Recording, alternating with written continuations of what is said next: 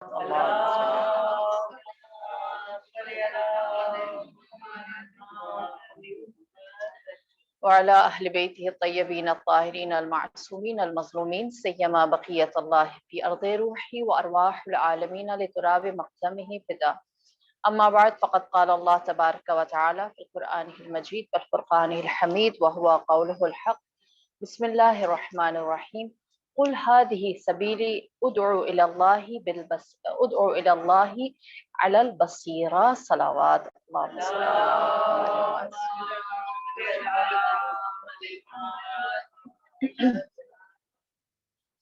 سورہ یوسف آیت نمبر 108 ارشاد رب العزہ کہ اے محمد ان لوگوں کو میرے راستے کی جانب دعوت دیجیے. ادعو الی اللہ، اللہ کی جانب دعوت دیجیے. کس چیز کے ساتھ؟ علی البصیرہ، بصیرت کے ساتھ، حکمت کے ساتھ، آگہی کے ساتھ. یہ ایام جو ہم بالخصوص آج کی شب قدر جو ہے جو ہم گزارنے والے ہیں، یہ اسی لیے ہے کہ ہم جو اللہ کا راستہ ہے جو ہمیں دعوت دی جا رہی ہے اس پر یقینی سی بات ہے کہ ہر کوئی لبیک کہنا چاہتا ہے. آخری عشرے کی پہلی تاخرات ہے، یہ پہلی شب قدر ہونے کا احتمال ہے. لہٰذا ہم میں سے کوئی بھی جس سے کہہ دیا جائے کہ ہماری تقدیروں کا، ہماری روزی کا، ہمارے خدا کی جانب سے قضاء اور قدر کا، یا ہماری آخرت کا، ہماری عبادات کا، ہر چیز کا فیصلہ ہونا، شاید ہی کوئی ہو جو سستی و کاہلی کرے.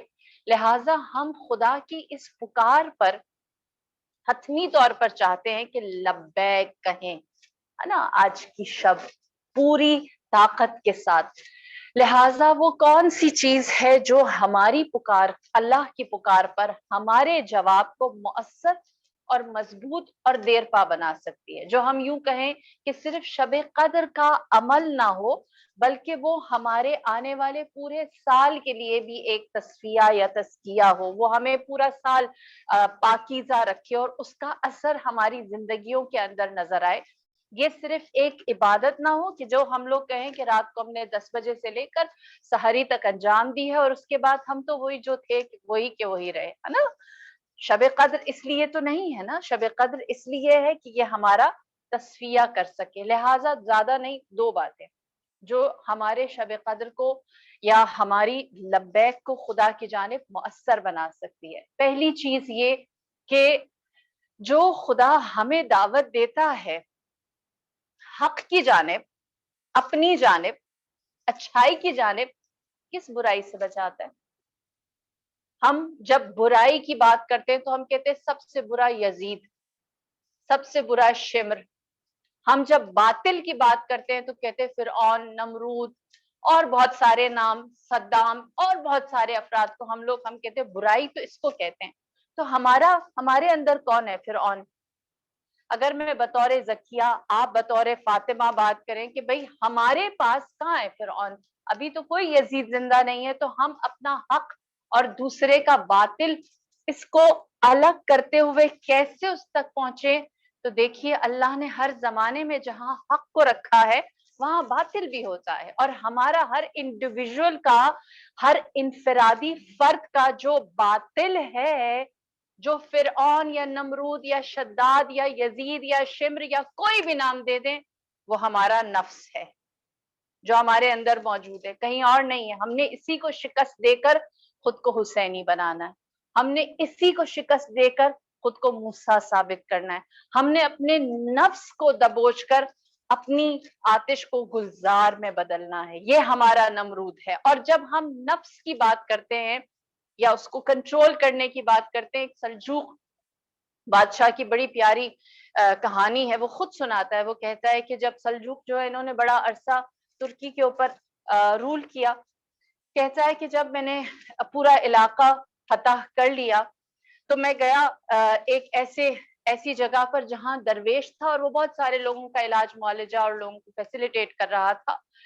لہٰذا میں بطور فاتح جب اس کے گھر میں یا اس کی بلڈنگ میں داخل ہوا تو میں نے دیکھا کہ جیسے وہ سارے کام کر رہا تھا ہم روٹین کے، ویسے ہی کرتا رہا.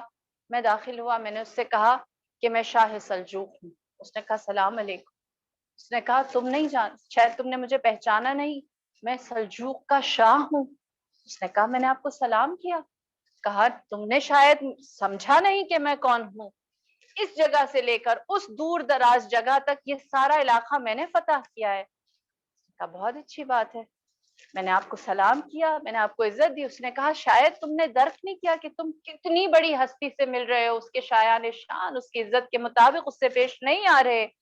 پھر اس نے کہا کہ تم جانتے ہو سب سے بڑا شر جو ہم ترک والوں کے لیے تھا, فلاں پہلوان یا فلاں ظالم بادشاہ, اس کو میں نے گرفتار کیا اور قید خانے میں ڈالا ہے, اور آج تم لوگ اتنی سلامتی کے ساتھ اور امن کے ساتھ رہ رہے ہو. جب درویش نے یہ سنا کہ وہ ریپیٹڈلی اپنے مقام کو بیان کرنا چاہ رہا ہے اور اپنے لیے خاص ایک پروٹوکول چاہ رہا ہے, تو سلجوق بادشاہ کہتا ہے مجھے درویش نے سمجھانے کے لیے کہا کہ تم نے اس پہلوان کو قید کر کے رکھا ہے جبکہ تمہارا نفس آزاد پھر رہا ہے, اور میں نے جس کو قید کر کے رکھا ہے وہ میرا نفس ہے. ہاں, تو جو انسان جو بہادر ہے وہ شاہ سلجوق نہیں جو اپنے بیرونی سارے دشمنوں کو تو سنبھال لے, لیکن ایک درویش کا پروٹوکول نہ دینا اس کے پورے وجود کے اندر لرزہ لے آئے. ایک درویش اگر اس کو کھڑے ہو کر سلوٹ نہ کرے تو اس کی پوری ہستی وہاں پر برباد ہو جائے اور وہ اپنے اوسان خطا کر دے. لہٰذا پہلی چیز جو ہم تزکیہ یا تصفیہ یا شب قدر یا عبادت یا دعا یا خدا کے سامنے گڑ گڑا کر حاصل کرنا چاہتے ہیں, وہ اس نفس کی پاکیزگی ہے, وہ اپنے آپ کو اندر سے صاف کرنا ہے. ہماری حاجت یا ہمارے دامن میں آنے والی چیز یہ نہ ہو کہ ہم کہیں کہ کوئی ہو تو ہم اچھا کریں. ہم اپنے نفس کے سامنے خود ہی مجاہد بن کر کھڑے ہو جائیں, جس طرح کہتے ہیں امام جعفر صادق علیہ الصلوۃ والسلام کے زمانے میں قوم صلی اللہ علیہ وسلم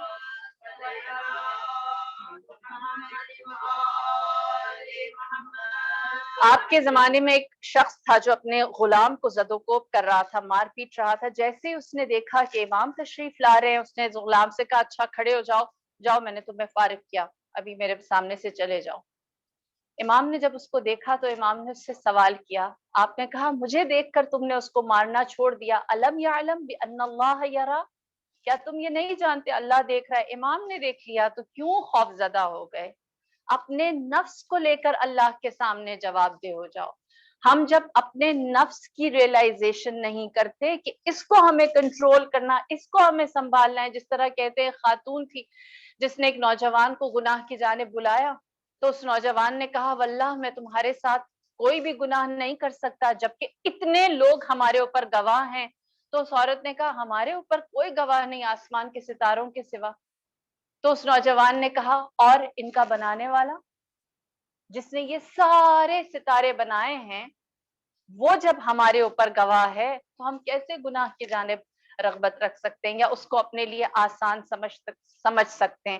لہٰذا اپنے نفس کو اگر کوئی کنٹرول کر سکے, جس طرح اگر ہم بہترین تنہائی کا کہیں کہ فائدہ کس نے اٹھایا, حضرت یوسف علیہ السلام, جناب زلیخا نے دعوت دی لیکن آپ نے اپنی تنہائی کو, اپنی خلوت کو پاک رکھا. جناب مریم سلام اللہ علیہا جن کی تنہائی اتنی پاک تھی کہ حضرت زکریا کہتے ہیں میں جب جاتا ہوں ان کے پاس تو دیکھتا ہوں کہ آسمان سے پھل آئے ہوئے ہیں. اگر بہترین تنہائی دیکھنی ہے تو جناب آسیہ سلام اللہ علیہا کہ جو فرعون کے قصر میں رہتی ہیں لیکن وہاں پر بھی انہوں نے اپنی تنہائی کو غور و فکر اور تفکر کے ساتھ ایسے رکھا ہے کہ وہ خدا تک پہنچ جاتی ہیں. اور اگر ہم نے تنہائی دیکھنی ہے تو اپنے امام موسیٰ کاظم علیہ الصلوۃ والسلام کی اللہم صلی علی محمد امام کی تنہائی کا عالم یہ ہے کہ آپ کے پاس قید خانے میں اگر ایک فاحشہ کو تنہا ڈال دیا جاتا ہے تو آپ اس کے ساتھ تنہائی کیسے گزارتے ہیں کہ وہ ایک عابدہ اور زاہدہ اور محبہ آل رسول بن جاتی ہے. تنہائی دیکھنی ہے تو علامہ امینی کی دیکھیں جنہوں نے تنہائی میں کتاب الغدیر لکھی. شہید اول کو جب قید کر دیا گیا 3 سال کی قید میں اندھیری کوٹھری میں, وہ کوئلہ لے کے دیواروں کے اوپر انہوں نے کتاب لمعہ لکھی جو آج سارے حوزہ علمیہ میں پڑھائی جاتی ہے. لہٰذا ہم اگر تنہائی کو دیکھیں تو لوگوں نے اپنی تنہائی میں بجائے گناہ کرنے کے، بجائے شہوت میں مبتلا ہونے کے، اپنے لیے بہترین مصادر کو اور مقام کو حاصل کیا ہے۔ لہٰذا ہمارے پاس جو واحد خدا تک پہنچنے کا راستہ یا پہلا سٹیپ ہے، جس طرح کسی نے امیر المؤمنین سے سوال کیا، کہا کہ اللہ نے بہشت کو کہاں رکھا ہے اور جہنم کو کہاں رکھا ہے؟ آپ نے فرمایا جہنم بہت دور ہے اور جنت بہت نزدیک ہے۔ پوچھا کیسے؟ فرمایا ایک قدم پر ہے جنت، ایک قدم پر بہشت ہے۔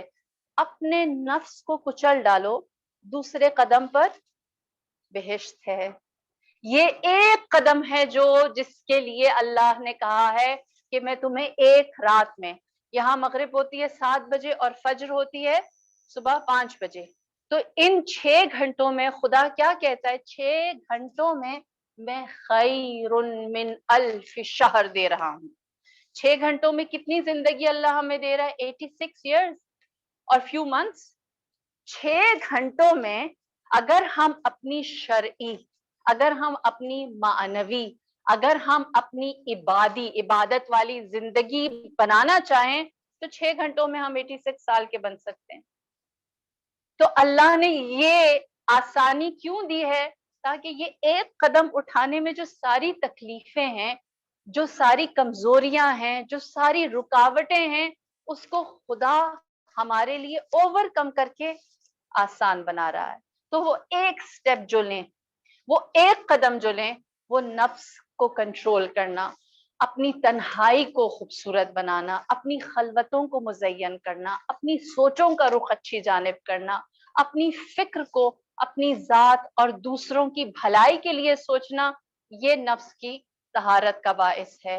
اور اگر یہ چیز نہ ہوتی تو خداوند کریم اس ایک امر کے لیے، اسی لیے کہتے ہیں کہ رسول خدا نے جب بتایا کہ مجھ سے پہلے لاکھوں انبیاء آئے ہیں، تو کسی نے بہت اچھا سوال کیا، کہا کہ اے محمد اگر آپ سے پہلے لاکھوں لوگ آئے تو آپ پھر کیوں آ گئے؟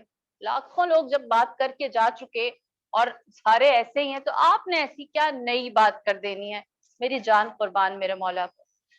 آپ نے فرمایا کہ اس سے پہلے جتنے نبی آئے تھے وہ سب کہتے تھے گناہ نہ کرو، اور میں یہ کہتا ہوں گناہ کے بارے میں سوچو نہیں۔ تو ہمارے لیے تو اللہ نے رحمت للعالمین خاتم النبیین کو بھیج کر یہ بات حتمی کر دی کہ ہمارے خارج سے زیادہ، ہمارے بدن سے زیادہ، ہمارے ایکشن سے زیادہ وہ ہمارے نیت، ہمارے نفس اور ہمارے ارادوں کی خالصیت چاہتا ہے۔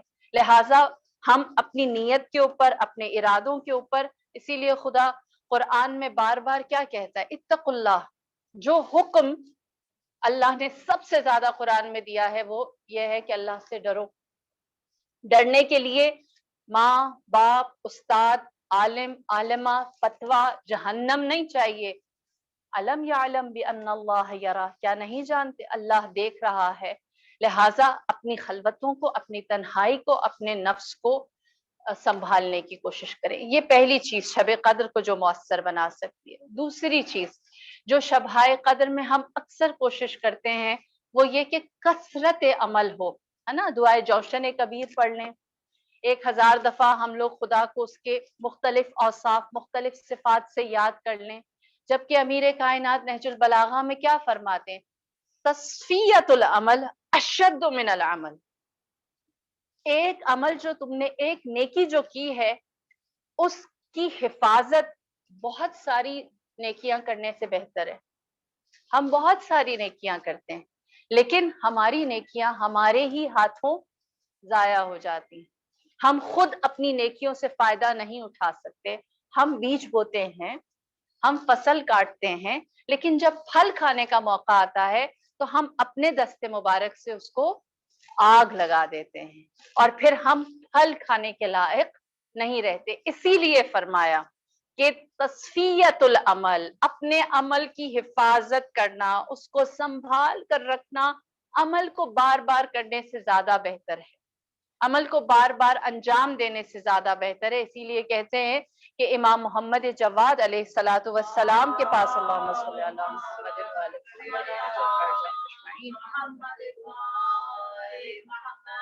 آپ کے پاس ایک شخص آیا اور اس نے کہا کہ مولا آج میں بہت خوش ہوں. آپ نے سوال کیا کیوں؟ تو اس نے کہا آج میں نے 10,000 دینار راہ خدا میں انفاق کیا ہے, میں نے بہت بڑا صدقہ دیا اور آج مجھے بہت اطمینان ہے.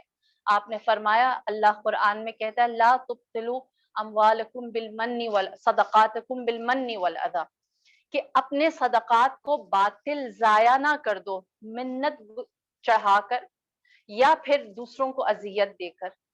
کوئی اور تمہاری صدقات کو ضائع نہیں کرتا. اللہ ہمارے اجر کے بارے میں کیا وعدہ دیتا ہے؟ اللہ کی طرف سے وعدہ ہے ان اللہ لا یضیع اجر المحسنین, اللہ احسان کرنے والوں کے اجر کو ضائع نہیں کرتا.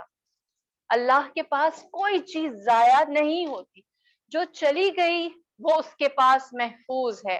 ہاں ہم اس عمل کو بالمنی منت چڑھا کر, اس کو یاد کر کے, لوگوں کے سامنے ذکر کر کے, یا خود اپنے عمل کے اوپر فخر کر کے کہ میں نے اتنی اچھی مجلس پڑھ لی, اتنے لوگوں نے سراہا, ایسی باتیں کر کے, یا اذا دوسروں کو تکلیف دے کر, اذیت پہنچا کر اپنی بھلائی کو خود ہی اپنے ہاتھوں ضائع کر دیتے ہیں.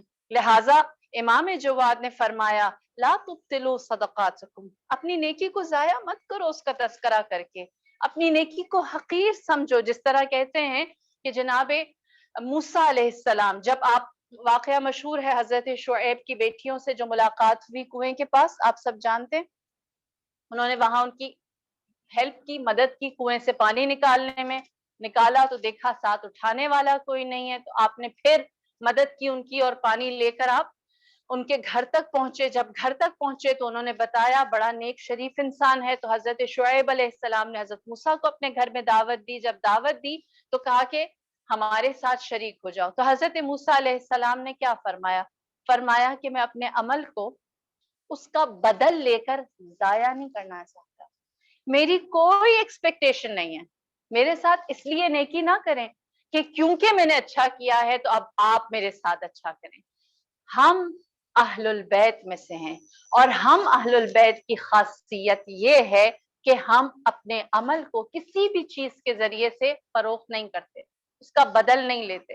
لہٰذا آپ یہ نہ سوچیں کہ آپ کو مجھے کھانا کھلانا پڑے گا یا مجھے اپنے گھر میں پناہ دینی پڑے گی. آپ نے دعوت دی, میں آ کر یہاں پر بیٹھ گیا. لہٰذا حضرت موسیٰ علیہ السلام نے کیا بتانا چاہا کہ ہم انبیاء کا شیوا یہ ہے کہ جب ہم کوئی نیکی کر لیتے ہیں تو ہم اس نیکی کو محفوظ رکھنا جانتے, ہماری وہ نیکی ضائع نہیں ہوتی.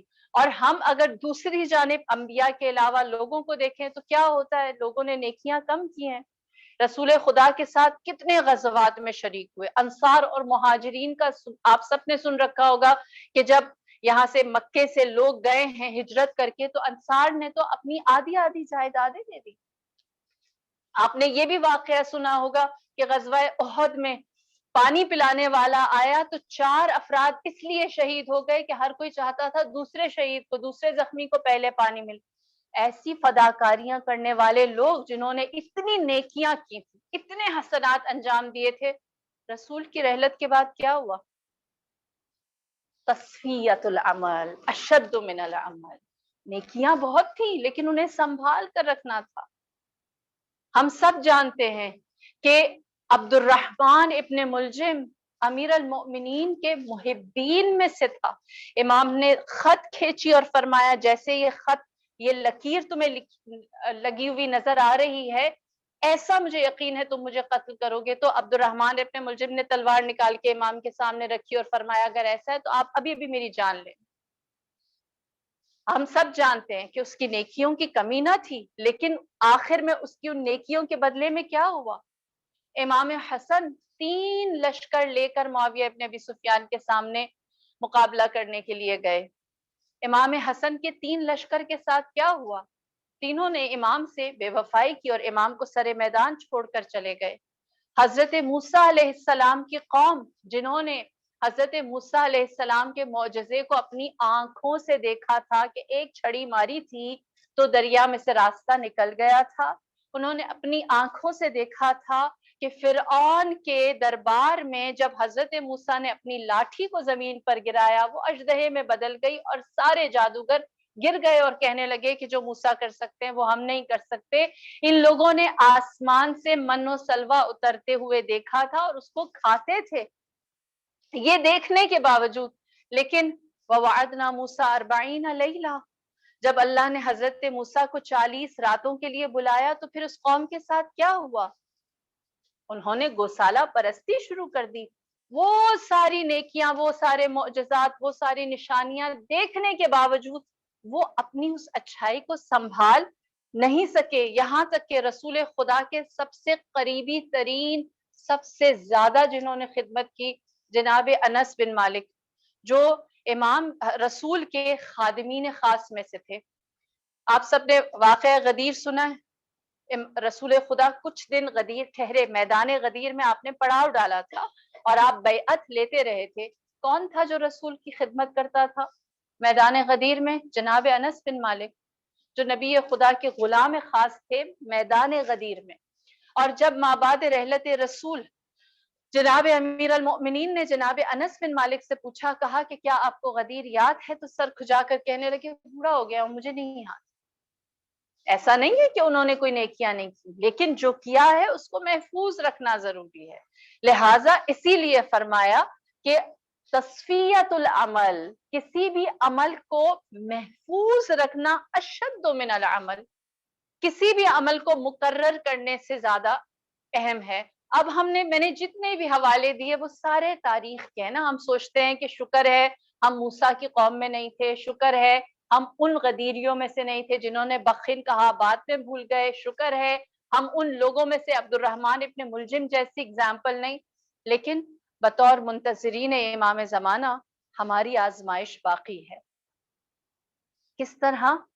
جب امام ظہور فرمائیں گے، ابھی ہمارے لیے بھی بہت ساری آزمائشیں ہیں۔ جب امام ظہور فرمائیں گے اور امام اپنے اعلان کے بعد، اپنے قیام کے بعد زمین پر ہر جگہ اپنی طاقت کو پھیلا دیں گے، تو اس کے بعد جو فائنل امام کا سامنا ہوگا، انکاؤنٹر ہوگا دجال کے ساتھ، روایات میں ہے کہ وہ ایک نہر کے کنارے ہوگا، ایک جانب دجال یا سفیانی کا لشکر ہوگا اور دوسری جانب امام کا لشکر ہوگا۔ اور جب امام اپنے اس لشکر کو فائنل، جو امام کا، جس کے اندر 313 ہیں، جس کے اندر 8000 ہیں، جس کے اندر 6000 ہیں، یہ ایک عظیم لشکر لے کر امام جب اس نہر کے کنارے پہنچیں گے تو روایت میں ہے کہ امام اس وقت اپنا آخری خطبہ ارشاد فرمائیں گے، سب کے اوپر حق کو پہنچا دیں گے۔ اور جب سب تک حق کو پہنچا دیں گے تو اس کے بعد امام کا خطبہ سن کر سفیانی کے لشکر میں بہت سارے ایسے افراد ہوں گے جو جناب حر کی مانند امام کے لشکر میں شامل ہو جائیں گے۔ اور پھر جب یہ منظر سفیانی یا دجال دیکھے گا تو وہ کہے گا کہ اب میری باری ہے، میں اپنا مینیفیسٹو سامنے رکھوں گا۔ وہ اپنا منشور یا اپنی تقریر کرے گا، اور کہتے ہیں کہ جب دجال اپنی تقریر کرے گا یا سفیانی اپنی تقریر کرے گا، اس کے نتیجے میں بہت سارے لوگ جو امام زمانہ کے لشکر میں ہوں گے وہ امام کا لشکر چھوڑ کر سفیانی کے لشکر میں شامل ہو جائیں گے۔ تصفیت العمل اشد من العمل، کہ جو امام کے ساتھ لڑ کے فائنل ایک مقام پر پہنچے ہوں گے وہ لحظہ آخر امام کا لشکر چھوڑ کر دوسری جانب جائیں گے۔ لہٰذا ہمارے لیے جو ضروری ہے وہ یہ نہیں کہ ہم صرف کر رہے ہیں یہ کافی ہے، جو کر رہے ہیں اس کو محفوظ رکھنا، اس کو سنبھال کر رکھنا، اس کو زاد راہ بنانا، اس کے اوپر نیکی کے اوپر ویسے پردہ ڈالنا امام زین العابدین علیہ الصلوۃ والسلام کی اللہم صلی اللہ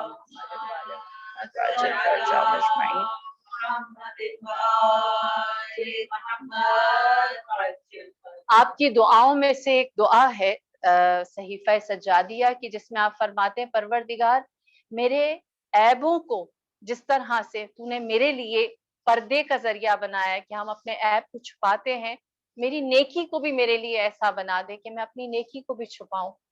ان لوگوں میں سے ہمیں قرار دے جو اپنی نیکی کے اوپر پردہ ڈالنے والے ہیں، جیسے اپنی برائی کے اوپر ڈالتے ہیں۔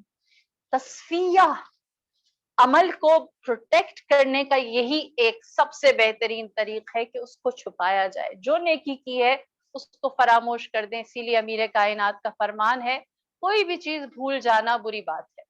نسیان اچھی چیز نہیں ہے. حافظہ مومن کا اچھا ہونا چاہیے. فرمایا کچھ بھی بھول جانا اچھی بات نہیں ہے, عیب ہے, لیکن اپنی نیکی بھول جانا فضیلت ہے, اپنی اچھائی بھول جانا فضیلت ہے. جو نیکی کریں اسے فراموش کر دیں. آج ہم شب قدر جب اللہ کے حضور بیٹھیں تو ہم اپنی نیکیوں کا انبار لے کر نہیں, اپنی خطاؤں کا انبار لے کر بیٹھیں.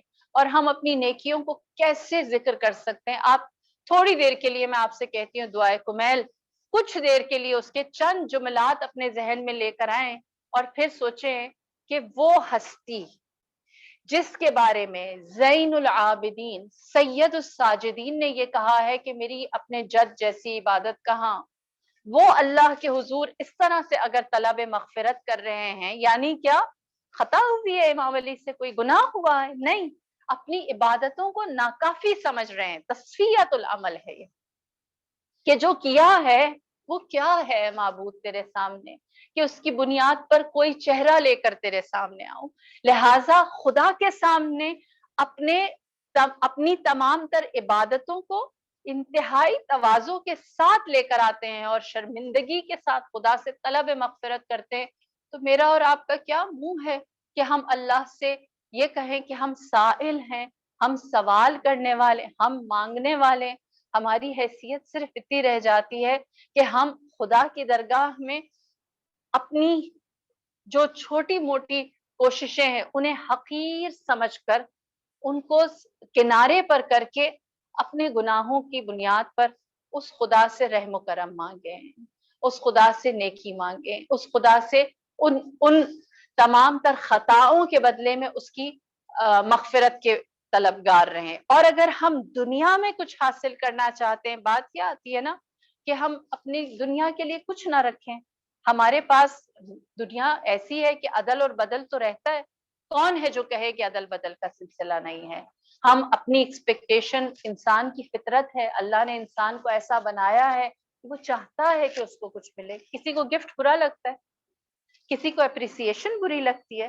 تو اگر ہمارے اندر آ جاتی ہے, مثال کے طور پر میں کسی اور کی کیا بات کروں, میں اپنی بات کروں کہ اگر مجھے کوئی کہ مجلس اچھی پڑی تو پھر اب میں یہ بھی نہ چاہوں کہ کوئی مجھے یہ کہہ دے کہ اچھی پڑی یا بری پڑی. تو ہم بدل کیا سوچیں؟ ہم اگر عمل کے بدلے میں ہمیں کچھ چاہیے تو وہ کیا ہو سکتا ہے؟ دیکھیے, اگر بدل کی بہترین اگزامپل ملتی ہے تو وہ ہے کہ امام زین العابدین علیہ الصلاۃ والسلام کے پاس, اللہم صلی علی محمد وآل محمد,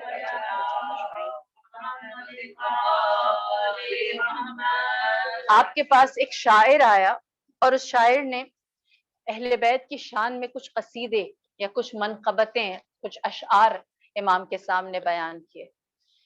جب امام نے اس کے اشعار کو سنا, اس کو سراہا, اور امام نے اس کو 10,000 دینار بطور تحفہ دیا, بطور انعام دیا. اس نے اس کو لیا اور لینے کے بعد تأمل, کچھ دیر کے لیے ٹھہر, میں چاہتا ہوں کہ آپ مجھے اس سے بہتر بدل دیں. امام نے سوال کیا کہ میں اس سے بہتر تمہیں کیا بدل دے سکتا ہوں؟ جانتے ہیں اس نے امام سے کیا مانگا؟ کہا مولا آپ نے یہ جو قمیص پہنی ہے اگر یہ مجھے عطا کر دیں تو میں اس کو اپنے ساتھ بطور کفن لے کر جاؤں گا اور اللہ سے کہوں گا کہ مجھے میرے امام نے عطا کیا تھا, نوازا تھا, اب میں اے معبود چاہتا ہوں تو بھی مجھے نواز دے. جو 10,000 دینار ہیں وہ بھی بدل ہے, لیکن دامن کیا مانگتا ہے؟ دیکھیں ہمیں بھی تو مانگنے کا سلیقہ آنا چاہیے نا. آج ہم عبادت کرنے کے لیے خدا کے سامنے اپنے ہاتھوں کو پھیلائیں تو ایسا نہ ہو کہ ہم 10,000 دینار پر خوش ہو جانے والوں میں سے. ہم اپنے لیے ایک ایسی چیز مانگیں کہ جس کی تاثیر ابدی نہیں ہے. اسی طرح امام جعفر صادق علیہ الصلاۃ والسلام کے پاس, اللہم صلی علی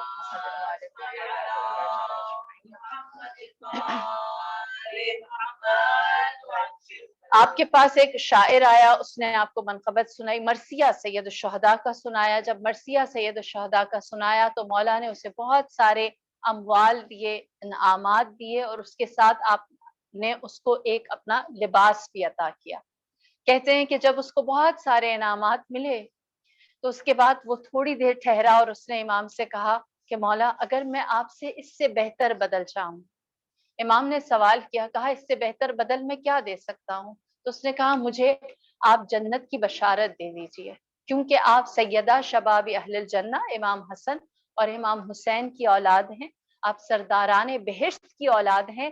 میں آپ سے دنیا کا کچھ بھی نہیں چاہتا، آپ مجھے اگر جنت کی بشارت دے دیں میرے لیے یہ بہترین بدل ہوگا۔ مانگنا آنا چاہیے، ہمارا سوال ایسا ہو کہ ہم اپنے سجدوں کے بدلے میں اپنی زندگی، اپنی سانسوں، اپنی دعاؤں، اپنی مناجات، اپنی عبادات کے بدلے میں جو مانگ رہے ہوں وہ ایسا ہو کہ جس سے واقعتاً ہماری ہستی کو کچھ نفع مل سکتا ہو۔ جس طرح کہتے ہیں عبداللہ محض جو امام حسن مجتبی علیہ السلام کے نواسے تھے، عبداللہ محض انتہائی خداوند کریم نے انہیں عطا کر رکھا تھا، فال دنیا سے سرفراز تھے۔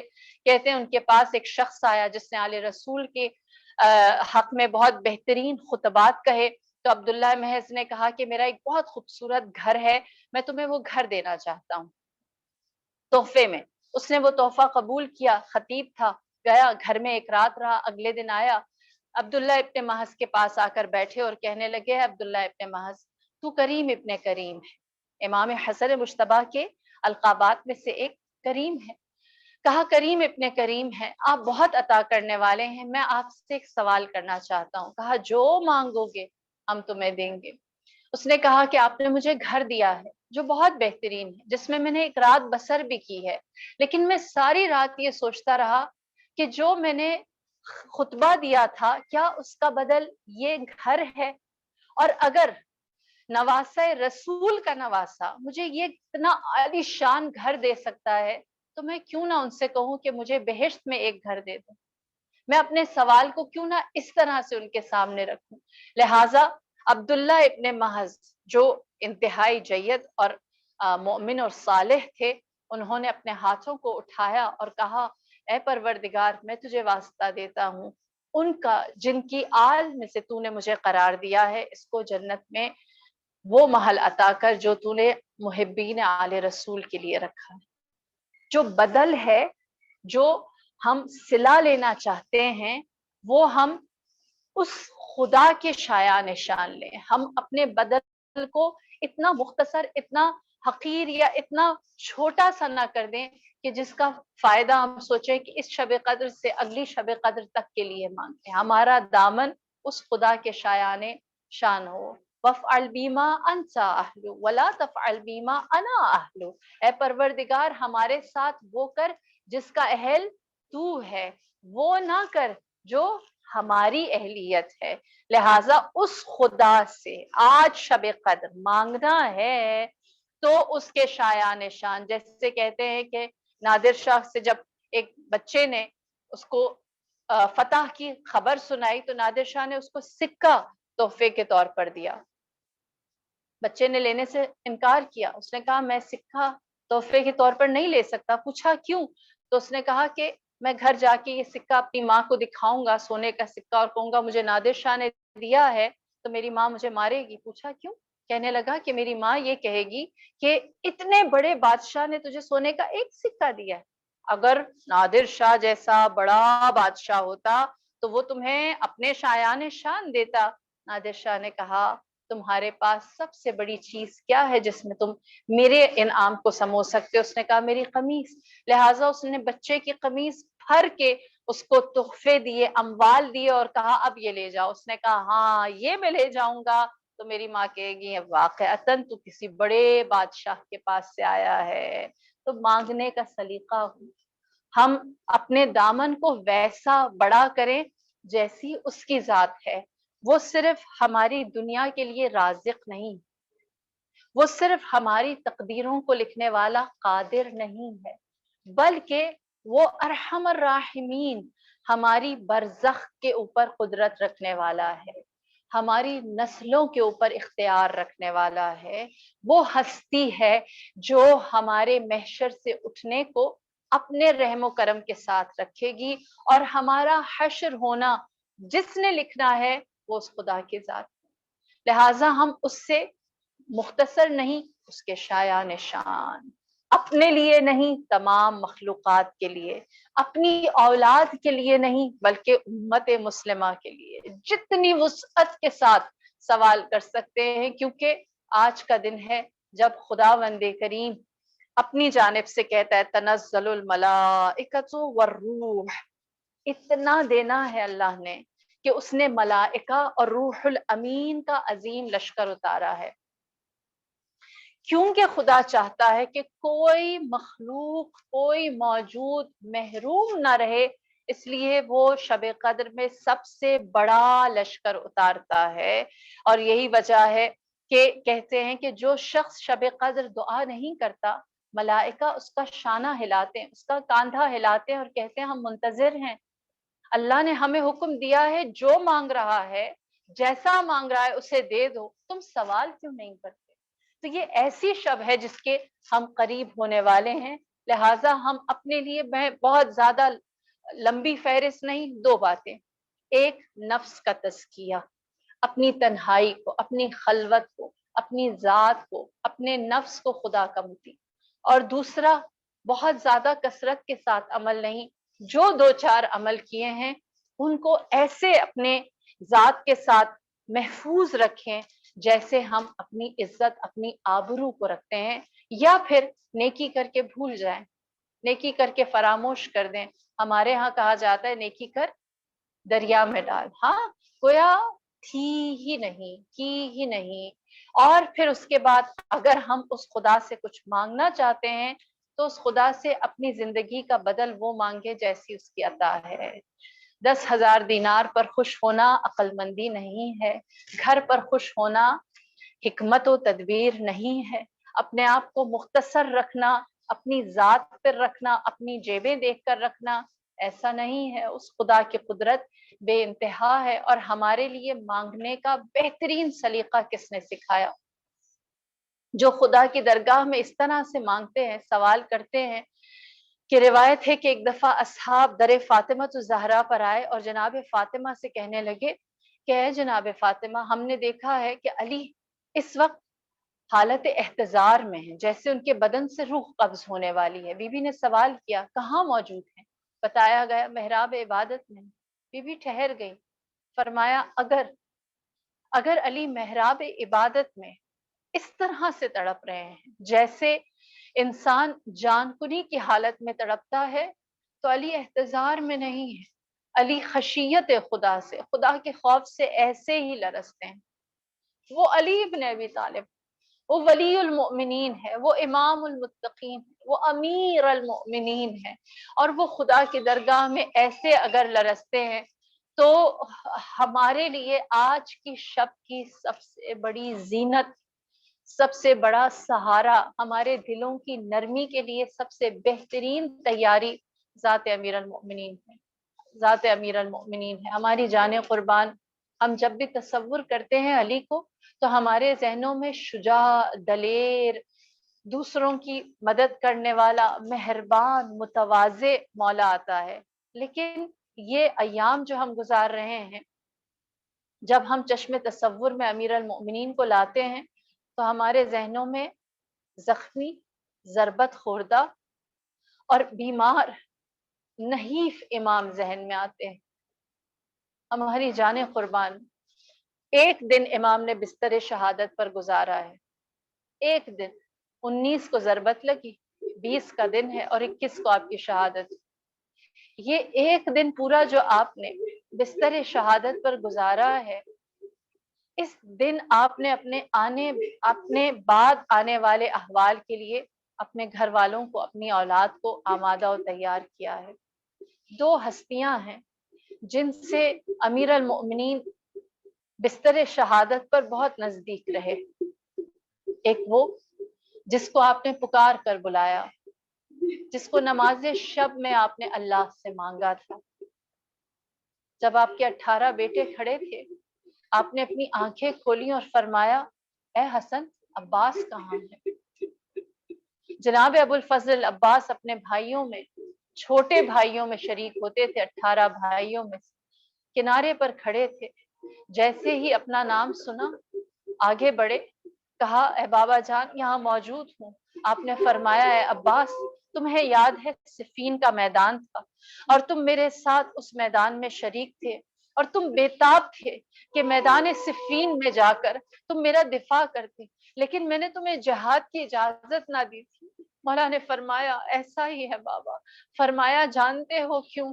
اے عباس تم ذخیرہ کربلا ہو، اے عباس تم ذخیرہ کربلا ہو، میں نے تمہیں کربلا کے لیے محفوظ کر رکھا ہے۔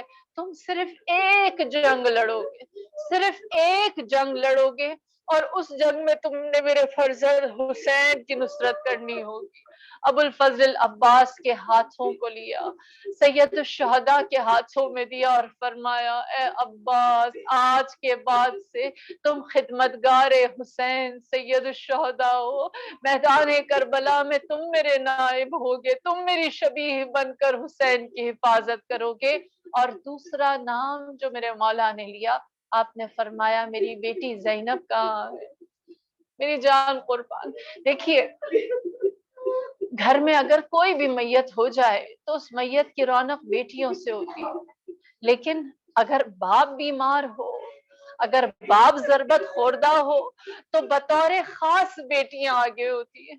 میری جان قربان، اس بیٹی پر جس کا نام ہی باپ کی زینت ہے، جس کا نام ہی یہ ہے کہ یہ اس باپ کی زینت بنے گی، تصور کیجئے یہ تعلق کیسا ہے۔ اور یہ تعلق 19 رمضان کا یا 20 رمضان کا نہیں ہے۔ روایت کیا کہتی ہے کہ جب جناب فاطمہ الزہرا کو مولا نے دفنایا اور قبر سے باہر نکلنا چاہا تو آپ باہر نہ نکل سکے، قبر تھام کر امیر کائنات قبر زہرا میں گریا کرتے رہے۔ امام حسن آگے بڑے، فرمایا اے بابا قبر سے باہر آ جائیے، میرا بازو تھام لیجئے۔ امام نے امام حسن کا بازو تھاما، باہر آنا چاہا نہ آ سکے۔ امام حسین آگے بڑے، فرمایا اے بابا میں سہارا دیتا ہوں، قبر سے باہر آ جائیے۔ امیر المومنین نے قبر سے باہر آنا چاہا لیکن قبر زہرا نہ چھوڑ سکے۔ یک دفعہ دیکھا زینب آگے بڑی، ننھے ننھے ہاتھوں کو بڑھا کر کہتی ہے بابا میرا سہارا لے لیجئے۔ میرے اسمر الصابرین مولا نے دیکھا زینب اور قبر زہرا قبر سے باہر آئے، زینب کے ہاتھوں کا بوسہ لیا، بچی کو سینے سے لگایا اور آج بستر شہادت ہے جہاں زینب ہے اور علی ہے، ہاتھوں کو چوم کر کہتے ہیں زینب یہی شہر ہوگا، ان ہاتھوں میں رسن ہوگی، اے زینب یہی شہر ہوگا، تو برہنہ سر ہوگی۔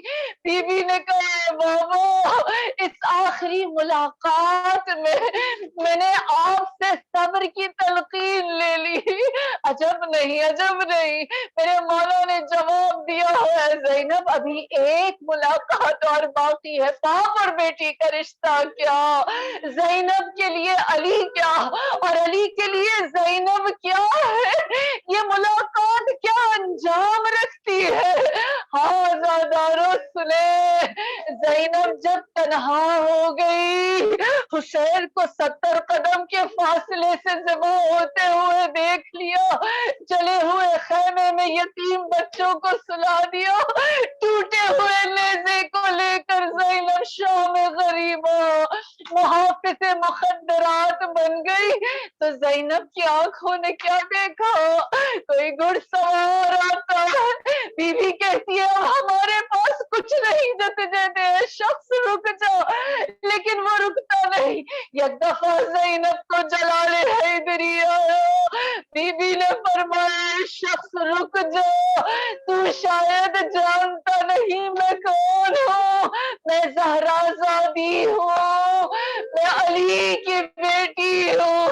یہ کہنا تھا، شام غریب و مشکل کشا نے اپنے چہرے سے نقاب ہٹایا، فرمایا زینب تیرا بابا آ گیا، 30 رمضان کا وعدہ نبھانے تیرا بابا شام غریب آ گیا۔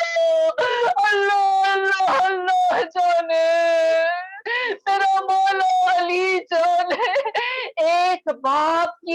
والد کو کیا ہوتا ہے جب وہ اپنی بیٹی کو سربراہ ناصر الغرض مولا نے امام علی نے جناب زینب کبریٰ کو اور ابو الفضل العباس کو تمام مواقع کے لیے آمادہ و تیار کیا، اور پھر کہتے ہیں کہ طبیب آیا اور طبیب نے آپ کے سر کو لپیٹنا شروع کیا، آپ کے سر کو مرہم کرنا شروع کیا، میرے مولا نے چند مرثیے کہے، بس مرثیے کے چند میں زحمت تمام۔ اللہ آپ کے دلوں کو آمادہ شب قدر کرے، اللہ آپ کے دلوں کو غم علی ابن ابی طالب سے بھر دے۔ میرے مولا کا دل کتنا رنجیدہ ہے، تصور کیجئے کہ طبیب جب مرہم کرتا ہے تو آپ مرثیہ پڑھتے فرماتے ہیں طبیب میرے سر کو لپیٹ دے، میرے سر کے شگافتہ زخم کو چھپا دے، یہ زخم کہیں سے آشکار نہ ہو۔ پھر کہتے حیا کرتا ہوں زخم دکھاؤں قبر میں زہرا کو، جو اپنا شکستہ پہلو مجھ سے چھپاتی رہی ہو، جو اپنا شکستہ پہلو چھپاتی رہی، اس کے سامنے فرق شکافتہ لے کر علی کیسے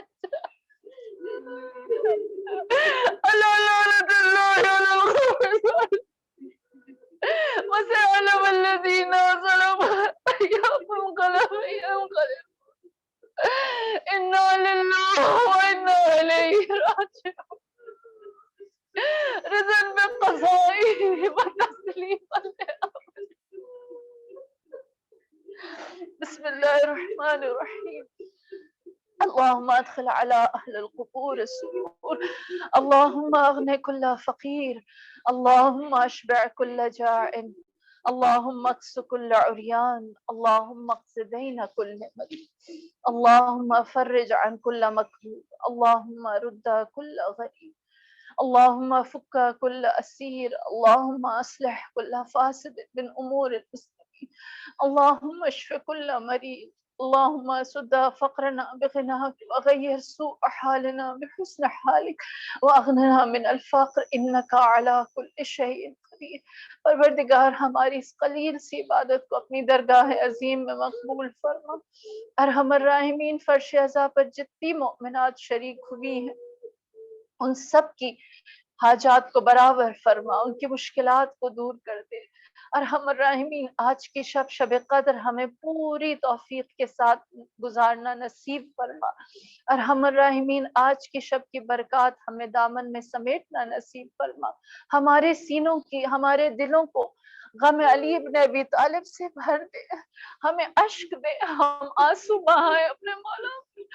پروردگار آج کی رات ہماری یادوں کو، ہمارے ذہن کو، ہمارے دل کو علی کی یاد سے بھر دے، ہماری آنکھوں کو نم رکھ، ہم علی کو یاد کرتے رہے، ہم شام غریبان علی ابن ابی طالب کوفے میں خانہ علی میں گزار سکے۔ پروردگار عالم قلب مطہر امام زمانہ کو ہم سے راضی اور خوشنود فرما، ہمارا ہر عمل امام زمانہ کے ظہور میں تاجیل کا سبب بنے، اور جب انشاءاللہ امام ظہور فرمائے ہمیں ہمارے بزرگوں اور بچوں سمیت ان کے اصحاب اور آوان میں جگہ عنایت فرما۔ انک السمیع الدعاء انک علی کل شیء قدیر، آمین یا رب العالمین۔ ماتم حسین